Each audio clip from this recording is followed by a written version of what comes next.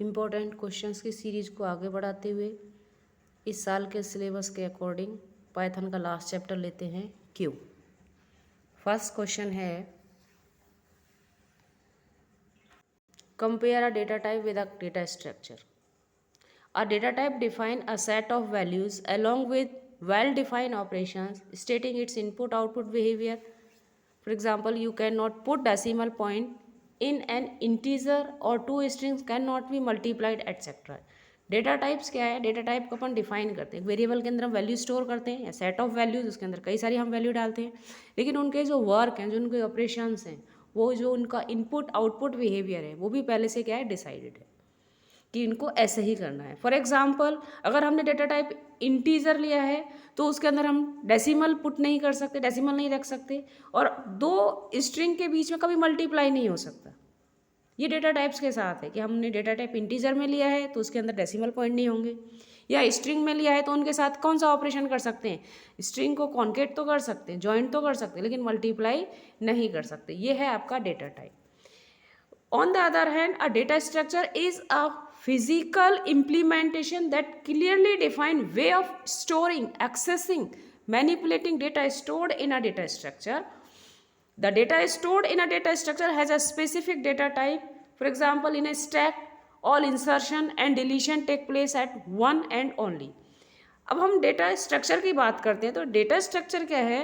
उसका जो physical implementation बिल्कुल साफ है, क्लियर है कि उसके अंदर कैसे स्टोर करना है, किस तरीके से स्टोर करना है, स्टोर्ड एलिमेंट्स को किस तरह से एक्सेस करना है, या उनके अंदर मैनिपुलेशन करना है तो स्टोर डेटा के अंदर कैसे हमें मैनिपुलेशन करना है। यानी जो डेटा हमने डेटा स्ट्रक्चर के अंदर स्टोर किया है उसका डेटा टाइप भी डिसाइड है कि उसके अंदर किस तरह की वैल्यूज आपने स्टोर किए। फॉर एग्जाम्पल, स्टैक ले लेते हैं, यानी स्टैक आपका एक डेटा स्ट्रक्चर है। अब उसके अंदर कैसे इंसर्शन करते हैं, कैसे डिलीशन करते हैं, यानी उनका सारा इंसर्शन और डिलीशन जो पॉइंट है वो वन एंड ओनली होता है, एक साइड से ही होता है। तो ये आपका हो गया डेटा स्ट्रक्चर। नेक्स्ट क्वेश्चन लेते हैं, what is a queue? Queue is a data structure. Queue is an arrangement in which new object items always get added at one end, usually called the rear, and object item always get removed from the other end, usually called the front of the queue. queue क्या है? आपका एक data structure है। यानी कैसा data structure है? इसके अंदर जो अरेंजमेंट है, यानी न्यू एलिमेंट ऐड होता है तो वो वन साइड से होता है और उस साइड को हम रियर कहते हैं, और जो एलिमेंट इसके अंदर रिमूव होता है वो भी वन साइड से होता है, लेकिन जिस साइड से रिमूव होता है उसको हम क्या बोलते हैं? फ्रंट बोलते हैं। नेक्स्ट थर्ड क्वेश्चन लेते हैं, what all operations can be perform on the queue? Queue के अंदर सारे ऑपरेशंस की बात करते हैं तो enqueue, dequeue, peek, is, empty and is full. और बेसिक ऑपरेशंस की बात करते हैं तो सिर्फ एन क्यू और डी क्यू दो ही आते हैं। बेसिक ऑपरेशन दो ही हैं आपके, enqueue and dequeue, और ये सपोर्टिंग ऑपरेशंस हैं, peek, is, empty and is full. और अगर ऑल ऑपरेशंस की बात करते हैं तो वे 5 हो जाते हैं, आपके 5 हो जाते हैं। एन क्यू, एन क्यू का मतलब क्या है? Insertion of an element in the Q. D Q का मतलब है डिलीशन, और पीक का मतलब है जस्ट व्यू करना, वो भी कौन सा? फर्स्ट एलिमेंट को बिना हटाए, बिना रिमूव किए। इज एम्प्टी का मतलब है to check whether the queue is an element or not. Is full to check whether any more elements can be added to the queue or not. Next question लेते हैं, enlist some applications of queue. यानी queue आपका कहाँ कहाँ example कहाँ कहाँ काम में आता है वो एप्लीकेशंस देखते हैं। पहला लेते हैं, if a train ticket is in the waiting list, यानी आपने मतलब ऑनलाइन आप ट्रेन टिकट ले रहे हो, वेटिंग लिस्ट में है, तो it will confirm from the front. तो सबसे पहले है जो सबसे आगे होगी वही कन्फर्म होगी as per the increasing order of the waiting numbers. जो वेटिंग नंबर्स हैं, जो और टिकट्स वेटिंग कर रहे हैं, लेकिन जो सबसे पहले आएगी वही सबसे पहले कन्फर्म होगी। ये आपका एप्लीकेशन क्यू का हो गया। Some times of calling in the customer service interactive voice response system tell us to wait till a support person is available. कई बार आपने हेल्पिंग कॉल पर आपने कॉल किया होगा और उस वक्त कॉल बिजी है तो लाइन में वो लगा देते हैं, क्यू में लगा देते हैं, और आप उसको वेट करते हैं जब तक कि वो क्यू आपकी फ्री नहीं हो जाती आपके लिए। थर्ड एग्जाम्पल है व्हेन वी सेंड प्रिंट। ये आपका दो ऊपर वाले दो एग्जाम्पल थे वो रियल लाइफ के एग्जाम्पल थे, नीचे ये दो एग्जाम्पल हैं आपके कंप्यूटर एप्लीकेशन से रिलेटेड एग्जांपल्स हैं। When we send print command for multiple files from the some computers, same computers और फ्रॉम डिफरेंट कंप्यूटर्स। मान लीजिए हमारे पास एक कंप्यूटर से, अलग अलग कंप्यूटर से एक ही प्रिंटर को हम जो प्रिंट कमांड देते हैं और एक साथ कई फाइल्स का प्रिंट कमांड दे देते हैं, तो ऐसी सिचुएशन में क्या होता है, जो हमारा ऑपरेटिंग सिस्टम है उस रिक्वेस्ट को, जो प्रिंट के लिए हमने रिक्वेस्ट दी है, उसको क्यू में लगा देता है और जिस ऑर्डर में उसमें रिक्वेस्ट आई है उसी ऑर्डर में उसको वो क्या करता है, प्रिंट आउट देता है। तो वो फीफो बेसिस पे काम करता है। In a multitasking operating system job are line up and then given access to the processor according to some order. यानी जो आजकल सारे ऑपरेटिंग सिस्टम मल्टीटास्किंग एक साथ अपन कई काम कर सकते हैं, लेकिन ऑपरेटिंग सिस्टम तो एक ही है ना, तो वो किस आधार पे काम करता है, वो क्यू के बेस पर ही, फीफो के बेस पर ही काम करता है। जो वर्क पहले आया है उस वर्क को पहले करेगा और जो बाद में आया उसको बाद में करता है। फिफ्थ क्वेश्चन है, how to implement insertion in queue using Python. In Python के अंदर अगर मेरे को इंसर्शन करना है तो क्यू के थ्रू अपन मतलब क्यू कैसे इम्प्लीमेंट करते हैं। तो इंसर्शन करने के लिए इंसर्शन कहाँ से होता है आपका, इंसर्शन का जो पॉइंट है वो क्या है आपका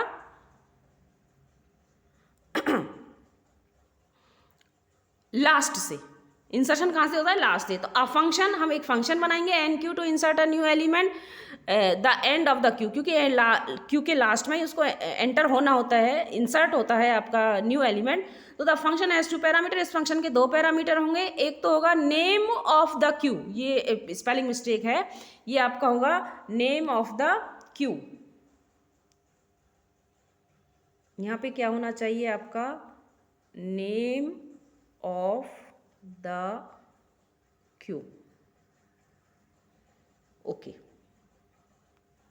ठीक है। And element which inserted in the queue, और दूसरी चीज क्या होती है, एलिमेंट जिसको हमें इंसर्ट करना है। कैसे डिफाइन करेंगे, D E F enqueue my queue comma element. My queue क्या है, the name of the element, और एलिमेंट क्या है जिसको हमें इंसर्ट करना है। My queue dot append elements. Append function always add an elements at the end of the list. ये अपेंड यहाँ पे क्या होगा आपका, स्मॉल में आएगा। अपेंड किस में आएगा आपका, स्मॉल में, ए। अपेंड का ए स्मॉल में आएगा, कैपिटल में नहीं आ सकता।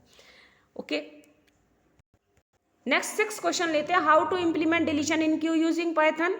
तो इसके लिए भी हमारा आंसर बनता है, a function dequeue is delete an element from the front of the queue. क्योंकि डिलीशन कहाँ से होता है, फ्रंट से होता है। तो सबसे पहले हम क्या करेंगे, एक फंक्शन बनाएंगे और उसका नाम क्या दे देते हैं, D Q. It has one parameter, लेकिन इसमें पैरामीटर एक ही रहेगा। एन क्यू में आपका पैरामीटर 2 थे, लेकिन यहाँ पर एक ही पैरामीटर रहेगा, name of the queue, Q का नाम ही आएगा, and return the deleted item. और ये क्या करेगा, एक रिटर्न करेगा, यानी डिलीटेड आइटम को हम यहाँ पे रिटर्न करेंगे। एन क्यू में हमने कोई भी वैल्यू रिटर्न नहीं की थी। The function first check if the empty और नॉट और सक्सेसफुल डिलीशन। यस, यहाँ पे लेकिन एक और फंक्शन हमारा काम में आएगा, वो इज एम्प्टी फंक्शन आपका काम में आएगा। क्यों काम में आएगा, क्योंकि हमें डिलीट करने से पहले चेक करना होगा कि हम जिस लिस्ट में से डिलीट कर रहे हैं वो लिस्ट आपकी ब्लैंक तो नहीं है, एम्प्टी तो नहीं। अगर एम्प्टी है तो हम उसमें से डिलीट नहीं कर सकते। तो आपका फंक्शन बनता है D E F dequeue, parameter है आपका my queue colon, if not is empty, is the function name, जो आपका इज एम्प्टी है ये चेक करेगा माई क्यू को। और अगर ये खाली नहीं है, दैट्स मीन इसके अंदर एलिमेंट है, तो return my queue dot pop. Pop के साथ हम इसको क्या करेंगे, पॉप 0, क्योंकि फ्रंट से करेगा तो इसमें 0 एलिमेंट देना होगा। हम यहाँ से इसको रिमूव कर देंगे, एल्स रिटर्न माई क्यू 0। और अगर वो आपका रिटर्न है, मतलब उसके अंदर एलिमेंट्स नहीं है, तो हमें यहाँ पे रिटर्न कर देना चाहिए, आपका मैसेज देना, नन कर देना चाहिए या मैसेज दे देना चाहिए। माई क्यू 0 एलिमेंट्स, जब उसके पास कुछ है ही नहीं तो हमें यहाँ पे एल्स ये करेक्शन करना होगा। ये रिटर्न क्या करेंगे, यहाँ पे रिटर्न करेंगे NONE, क्योंकि कुछ है ही नहीं, N कैपिटल होगा आपका, है ना, NONE। ओके, ये आपके हो गए 6 क्वेश्चंस।